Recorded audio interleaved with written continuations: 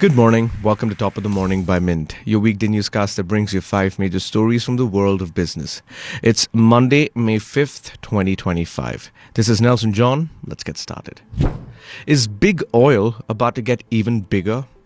Shell plc is quietly exploring a blockbuster move, buying out its old rival BP. According to insiders, Shell is working with advisors to evaluate a potential takeover of BP, but it's waiting for the right moment. Specifically, further drops in BP's stock or oil prices before making a bold move. BP's shares are already down nearly 30% over the past year, as its net zero ambitions and pivot plans fail to impress investors. If it happens, it would be one of the oil industry's biggest takeovers ever, merging two of Britain's most iconic energy giants.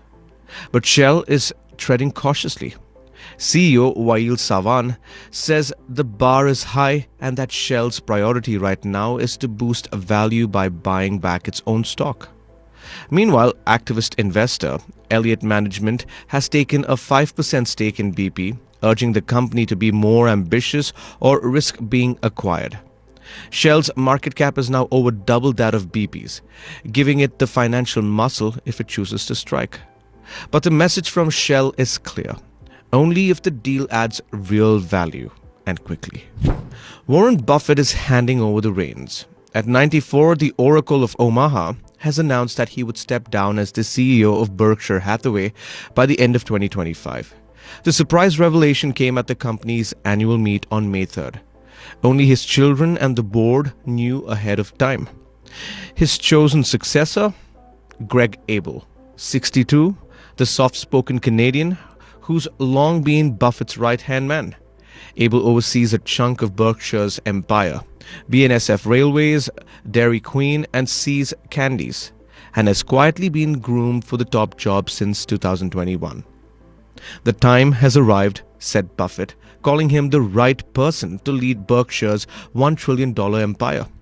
He may not be another Buffett, no one is, but board member Ron Olson says Abel brings the fundamentals: integrity, hard work, and strategic thinking. Abel will be facing big challenges, like managing 400,000 employees, a massive stock portfolio, and maintaining the decentralized culture Buffett and the late Charlie Munger built. Buffett's children won't be taking over. Instead, son Howard will become non-executive chairman to help preserve the culture, while the family's $140 billion stake is pledged to philanthropy. From stagnation to a stellar surge, HDFC Bank has just crossed a market cap of 15 trillion rupees, joining the elite club of Reliance and TCS. After lagging behind peers for years, India's largest private lender has roared back thanks to a 35% rally in its share price over the past year. Analysts are now bullish, with target prices touching 2,340 rupees, a potential 22% upside from the current levels. If it gets there, HDFC Bank would be valued at $210 billion, rivaling the Bank of China. But the climb wasn't easy. A botched tech infrastructure, RBI's credit card ban, and post-merger pains with its parent HDFC crippled growth. Its credit deposit ratio shot up, margins shrank, and it's lost its CASA deposit edge. CEO Shashidhar Jagadishan, once seen as an underdog, turned it around, expanding into small towns, issuing millions of credit cards, overhauling tech systems, and tapping into SME lending. With plans to add 13,000 branches by 2028 and chase retail deposits aggressively, HDFC Bank is once again looking like India's banking bellwether. As analysts say, the worst is behind it. One strong quarter could change everything. India's Finance Minister Nirmalas Visit is set to represent the country at the 58th annual meeting of the Asian Development Bank's Board of Governors in Milan, Italy, from May 4th to 7th.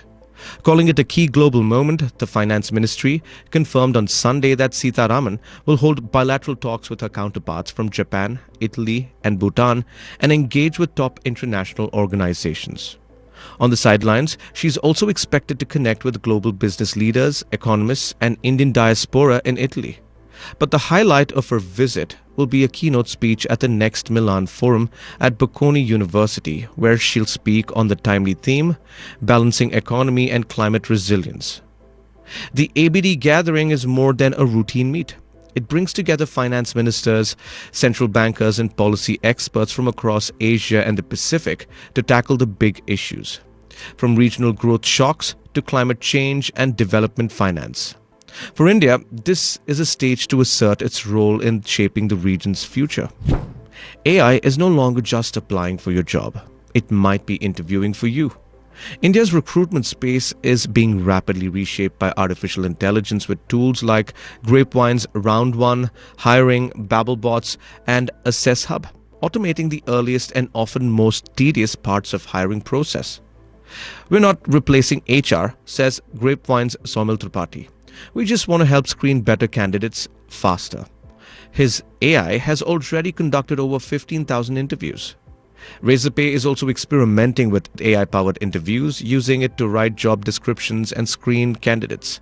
From tracking facial expressions to customizing interview questions, AI tools are handling bulk hiring with precision and speed. Hiring claims to have saved over 1.8 lakh HR man-hours, while BabbleBots helped Wellspun and Ajmera Realty cut interview time by half. Still, there are doubts. Some recruiters say candidates find AI interviews impersonal, and investors warn that current adoption spike may drive more FOMO than lasting value. As Pranav Pai of 314 Capital puts it, everyone's trying AI. But the real test is, will they still use it next year? That's all for today. Thank you for joining in. We are eagerly looking forward to our next Top of the Morning episode that will be packed with the latest in business news. Until then, this is Nelson John signing off. Have a great day.